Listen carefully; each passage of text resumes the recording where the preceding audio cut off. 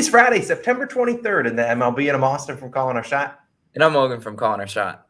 And we are back. It's the same time and same place. We are doing our two favorite game picks, 1-0 first inning, and parlay of the day coming right up.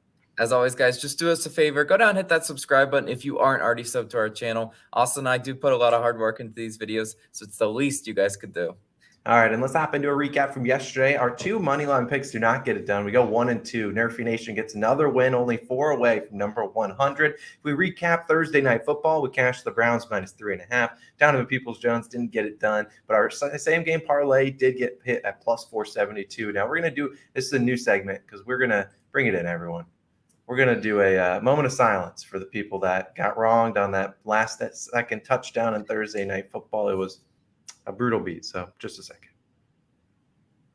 All right. Yeah. If you lost some money, I'm sorry to that. That was absolutely brutal. At least FanDuel refunded the odds boost that they had out there, but we're going to keep diving in. This is the MLB, but we do have a couple NFL and college football videos live. College football week 4, NFL week 3, and our parlays, player props, and predictions will be live today at 12 p.m. Eastern time in roughly 4 hours. So definitely check that out. We don't have any new All-Stars today. Change that tomorrow, but Logan, it's Friday, baby. Let's make some money. What do you got? Yeah, yesterday it reminded me again why I don't like touching run lines, money lines this time of year. So we're going to go back to a total, right? These have treated us really well the past month. So we're going to the Blue Jays versus Rays game, and I'm taking the under 7 total runs in this one.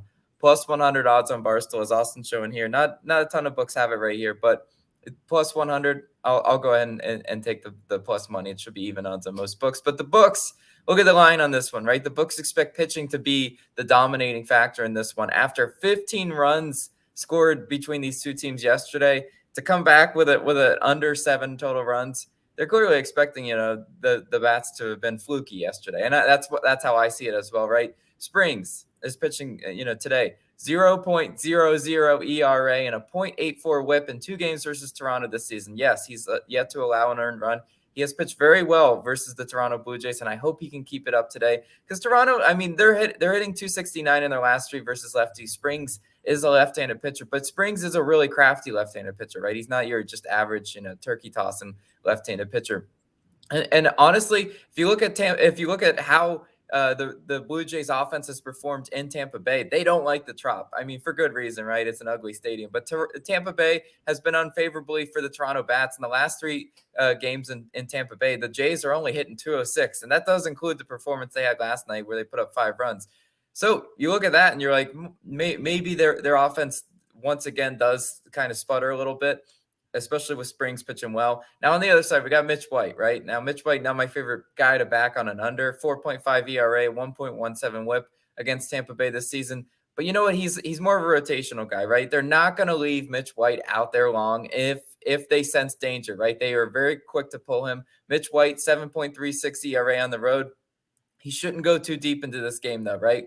I sense probably max like 4 innings pitched for Mitch White, unless he's just absolutely striking out the side. Then they'll leave him in as long as they need to. But the Toronto bullpen can come and rescue him. And honestly, look at Tampa Bay, right? Tampa Bay's only hitting 222 in their last 3 games. That includes the 10-run outburst yesterday, right? This Rays offense, let me tell you right now, from a guy that had to put on a clown nose from trying to back this Rays offense. This Rays offense is the definition of hit or miss. They're either scoring, 8 runs, 10 runs, or they're getting shut out. They get shut out way too many times and to ever pick an over with the Rays. So I think the books see it the way I see it today, and they could see the Rays laying a stinker versus Mitch White in an unlikely spot. It could definitely happen. Now, these 2 bullpens, pretty decent, right? Tampa Bay 7th in bullpen ERA. Toronto 15th in bullpen ERA. Toronto bullpen's got sidearm Simber out there. Hopefully he can hold down the fort.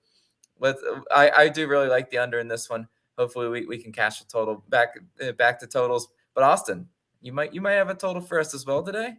Absolutely. I got another one, and I will be going to the White Sox and Tigers game, and I will be taking the under 7.5 runs, similar to you at +100 on Caesars Sportsbook. You can get it at a couple different books, different values, but 7.5 is the line I like. And similar to Logan, kind of looking at that line read, I'm looking at this one, and this line doesn't make a whole lot of sense. You look at Rodriguez and Giolito, combined ERA at 9.43. Yet they're setting this line at 7.5. So I think the books are clearly expecting the bats to not be brought to the stadium. It's Friday night. Who wants to play baseball this far into the year, especially for two teams quite on the downturn? They just want to go home or go out and have some fun. Now you look at who's starting for the White Sox, Lucas Giolito, and his kryptonite's the home run ball. This is the guy that's given up 24 home runs this season. And if he's going to give up them, it's going to happen via the home run, but lucky for him, the Tigers 30th in home runs this season. This team has not been hitting for a lot of power. And while we do love the Tigers and I bet on them and their team total over recently, team that their offense can dry up and put up 0 or 1 run in any game. That's what they're capable of doing. And in 4 starts for Detroit, 4.03 ERA. But the biggest part for Giolito is that 1.16 ERA. If there's anything we know watching Giolito, this guy loves walking people, loves putting free base runners on, and his regular whip is sitting at like 1.5. So the fact that he's been pretty dialed in, not allowing a ton of base runners to Detroit, kind of like that in Detroit, just hitting 217 versus right-handed pitchers in September, which is the 4th worst in the MLB. So I think Giolito can come out. We've seen Giolito, throw complete games before. He has the pitchers in his repertoire to throw a very good game.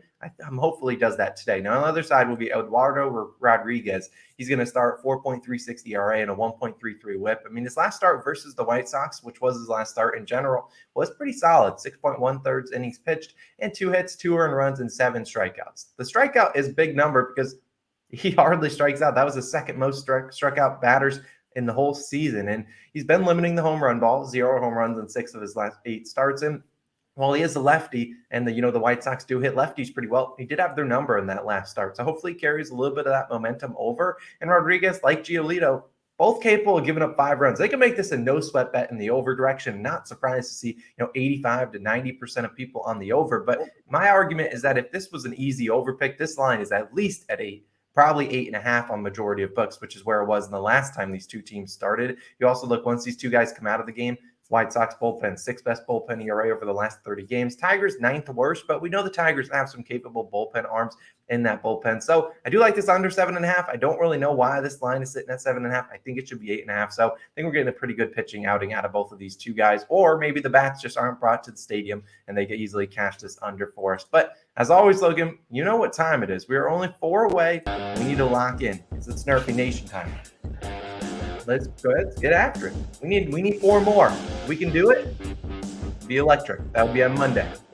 Today we got one you might recognize because we took it yesterday. If you watched yesterday's video, we appreciate you. We cashed out our no on first inning because we're going Brewers and Reds once again. Minus 108 on Caesars. You might get a different value because there's only $3 with the line right now. But at the moment, we do want to note who will be, if they switch up the pitcher for Logan, when Logan gets to his segment and they switch it to Alexander, I'd probably avoid it at all costs. But if these are the 2 pitchers, we really do like this one because Cincinnati games have Nerfied in 11 straight games. So they've been a Nerfy Nation ally, and hopefully they make that 12. Now on the mound for the Reds will be Mike Minor. And let's be honest, Mike Minor, not necessarily, you look at his ERA and you look at his numbers, you're like, oh, woof.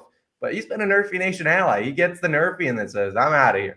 And it allows a ton of runs after it, but 16-3, 1-0 versus the Brewers. And what we like is Minor is a lefty, and he's been pitching pretty well versus left-handed batters. 232 batting average allowed to lefties. To righties, it's like 300-something. But Yelich and Tellez are going to be the 1 and the 3 in the lineup. So that's pretty good news for us. Minor also only a 232 batting average allowed in the first at-bat versus him. If you look at the second at-bat, it's well over 300. Brewers 9th in first inning runs. They obviously got a home run in the second inning last game. But if Minor can avoid the home run, I think we have a good chance of getting through those first 3 outs. Plus, we never lose in the first 3. It's always the bottom 3. Who's pitching for the Brew Crew today, Logan? Yeah, it's scheduled to be Lauer.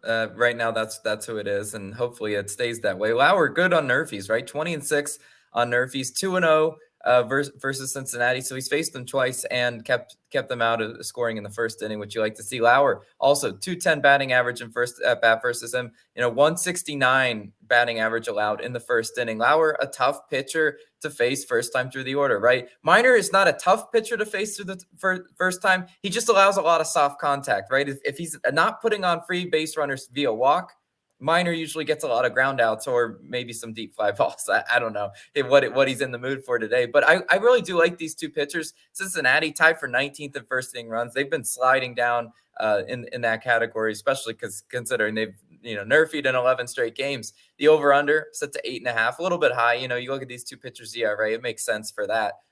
But I really do like this one for a nerfy. Hopefully we don't get any garbage pitcher switch on that, and then we're going to get all the comments in the world about it. Then we have to sit back and reevaluate this one. But for now, we like it. Let's go Nerfy Nation, fly the flags. Yeah, let's fly these flags. Yeah, if it switches to Alexander, we're still going to track it because we obviously gave it out in the video. But if Alexander comes in for Lauer, I don't know if I like this one as much. But I do like that Nerfy. That's going to be our one of the day. I did look at Diamondbacks Giants, but again, we don't know who's pitching for the Diamondbacks today. If it's Henry, I don't mind it, but they could always switch it with someone else that we have no idea about. So that's our no one first inning of the day. Those are our 3 plays. Our parlay of the day is coming right up, kind of doing a twist because we've been really struggling for the parlay. We're going 2 team totals: Rangers over 3.5.